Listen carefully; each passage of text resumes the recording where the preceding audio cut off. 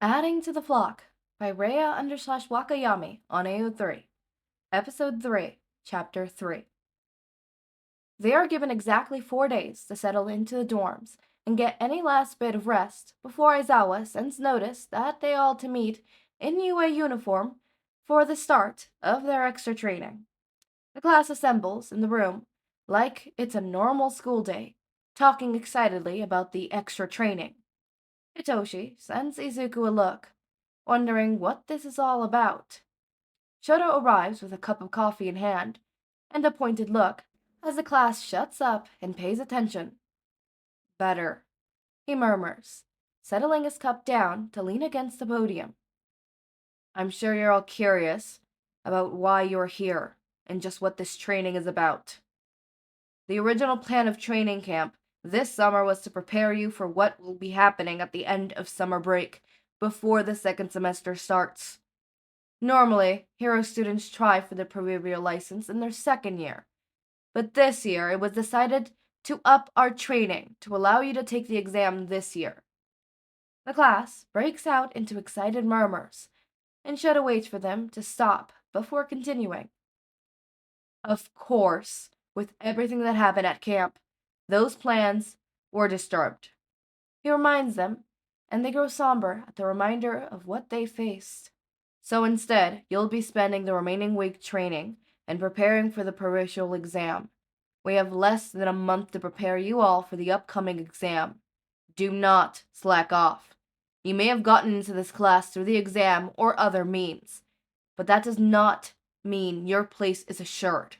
As you've already seen, you could just as easily be booted out if you slack off. This exam has a 50% pass rate. Slacking now will only put you further behind the rest of the class. Sensei, what will we be training then?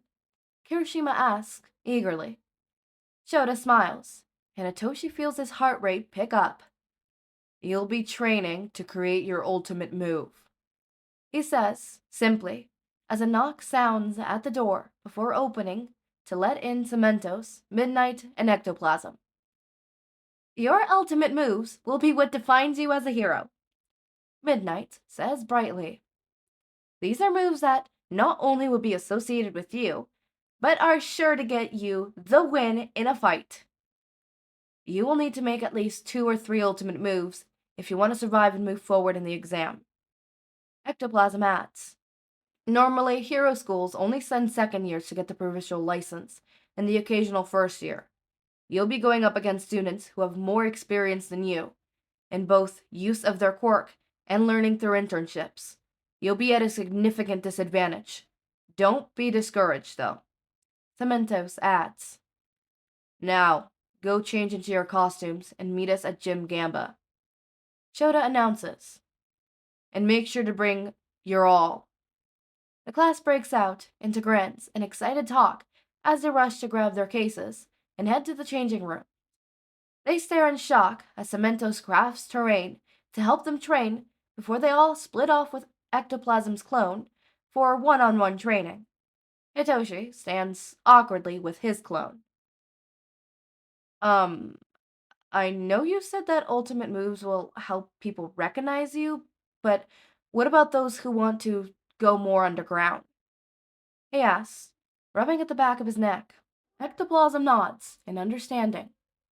While it is true that move recognition would be detrimental to an underground hero, ultimate moves are still necessary for any hero.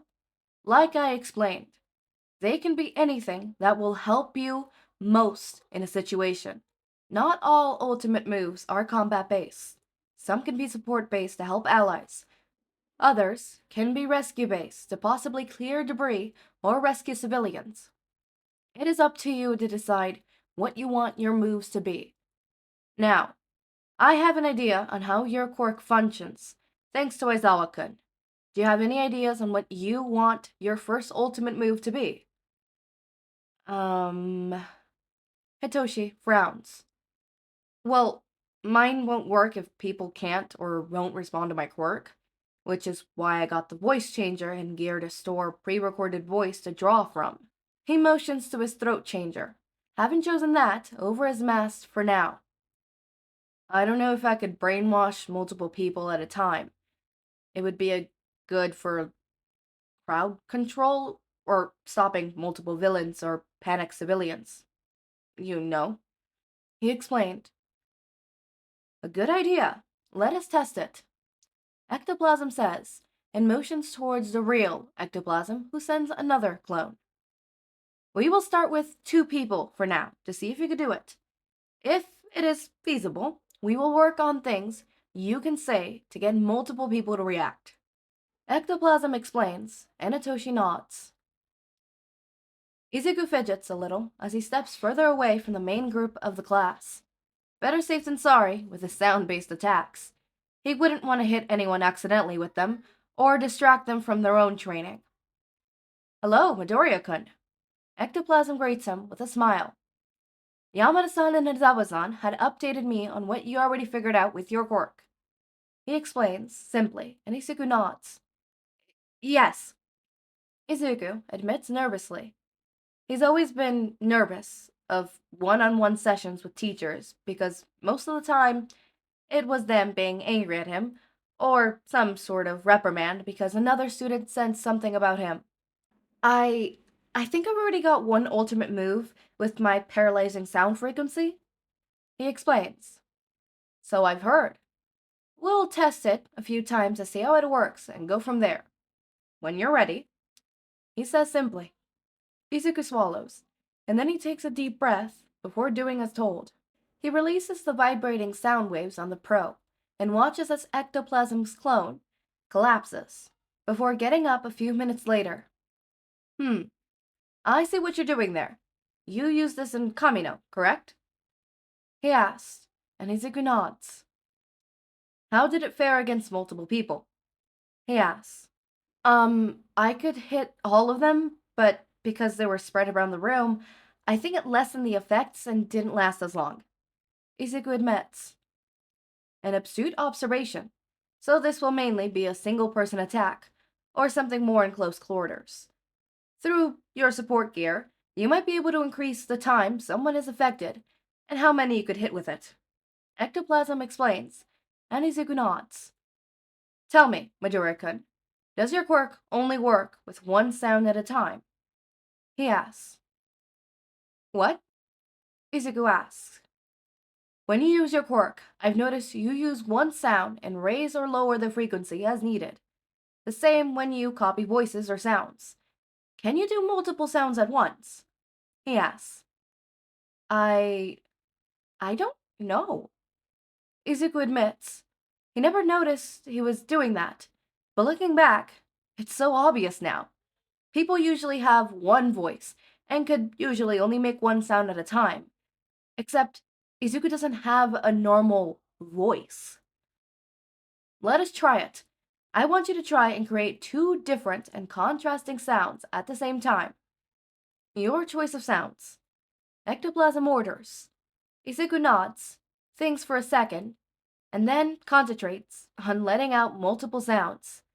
Suddenly, a cat's meow and a dog's bark sound out around them, and Izuku opens his eyes in surprise. I did it, Izuku says, excitedly. Indeed, I'm sure you already noticed how your quirk will be excellent as a means of distraction. Imagine how distracting hearing so many random sounds from random places. Ectoplasm says, and Izuku grins. Mine already spinning out ideas. Let's do that again, but faster. Once you're able to do 2 sounds proficiently, we'll move to 3, and so on from there. Ow. Hitoshi grumbles from his bed. He's got a cold compress over his eyes, a migraine making his head and eyes ache horribly from so much quirk use.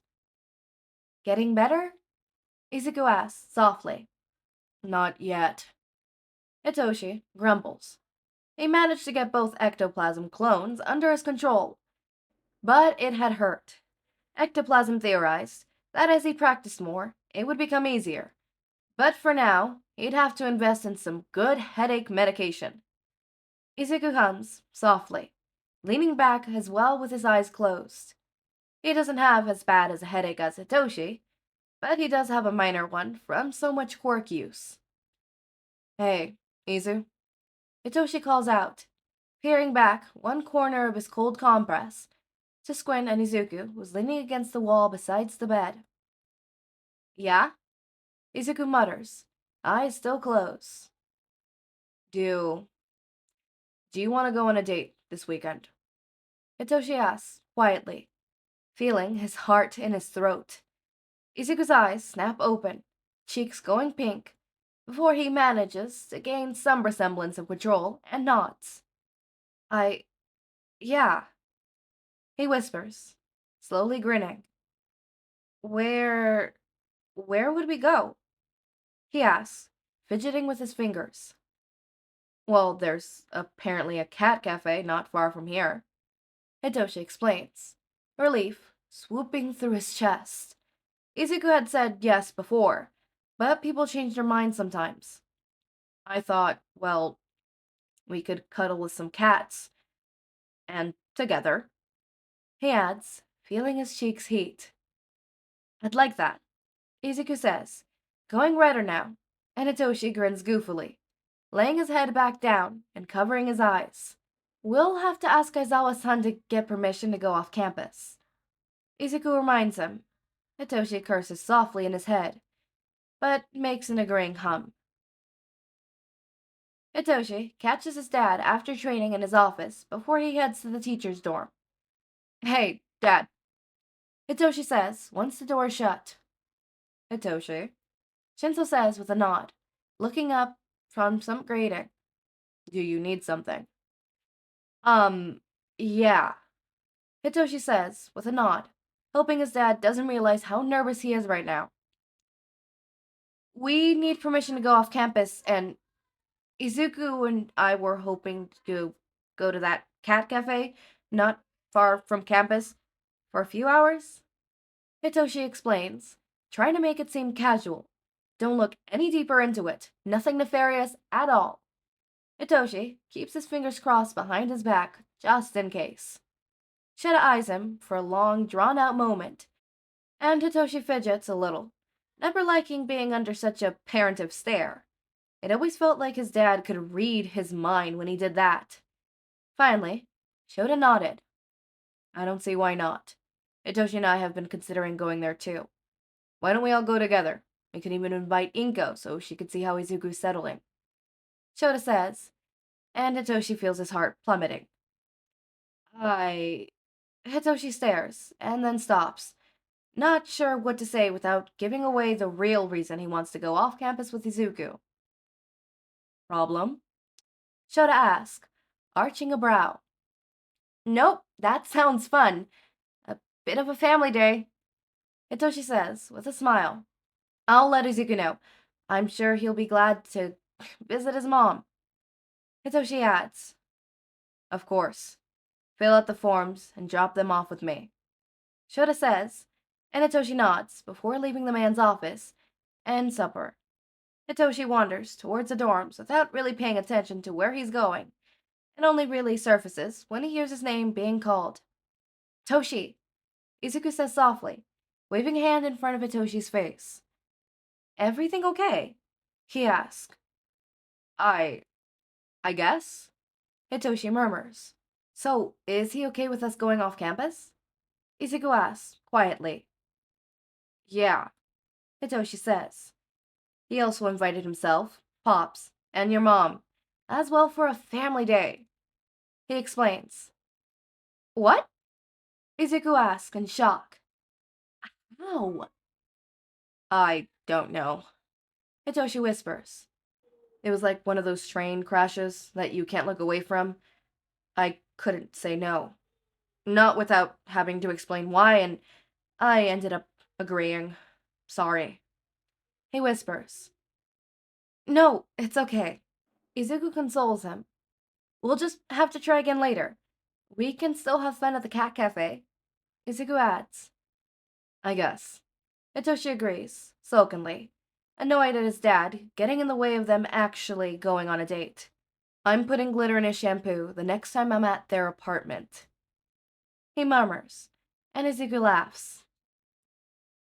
Izuku, Inko greets as they arrive at the cat cafe. You look so good, and Hitoshi, have you been getting enough sleep? She demands, looking over at the two teens as Aizawa and Yamada come in behind them. I am, Hitoshi assures her with a smile. Izuku hugs his mother back and follows her to the table she took. As they take their seats, cats swarm the table, and soon their laps are occupied. Aizawa gives his mother a look, and she laughs. I'll think about it, Aizawa-san, she says, and he nods. How have you all been?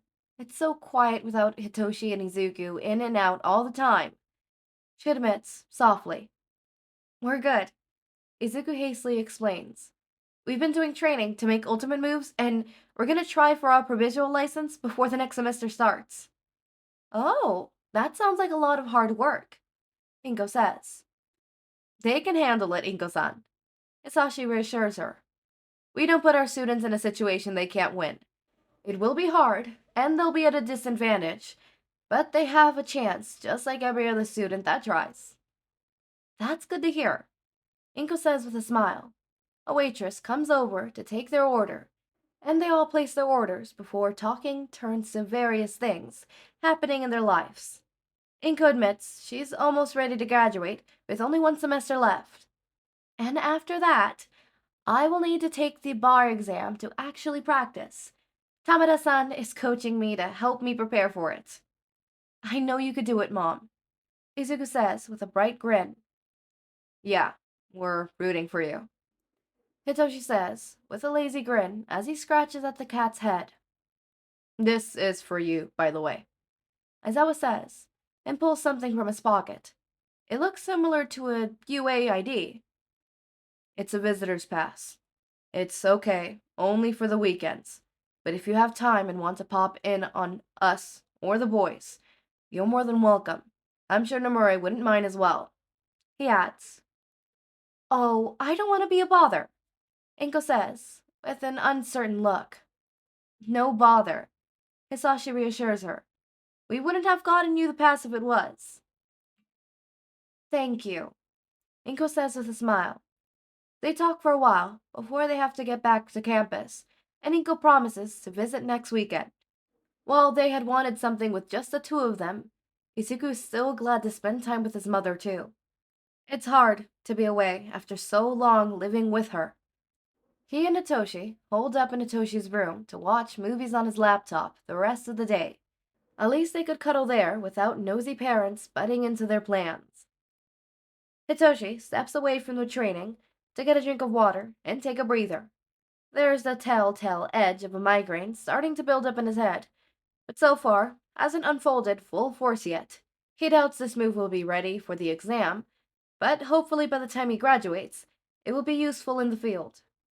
He glances towards Izuku's corner to see the other boy sitting at a makeshift cement table and chair Cemento's made for him.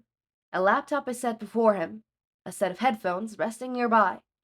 Pops had come specifically to help with those sound-based quirks. He already spent some time with Jiro and Koda, and is on Izuku before he makes his way to Hitoshi. Izuku is eagerly chatting up with Hisashi, his expression open and glowing as he talks animatedly. Hisashi is nodding eagerly, gesturing to explain something to the teen who nods along.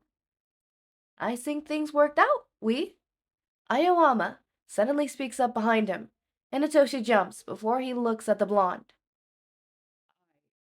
I guess, he admits, flushing a little.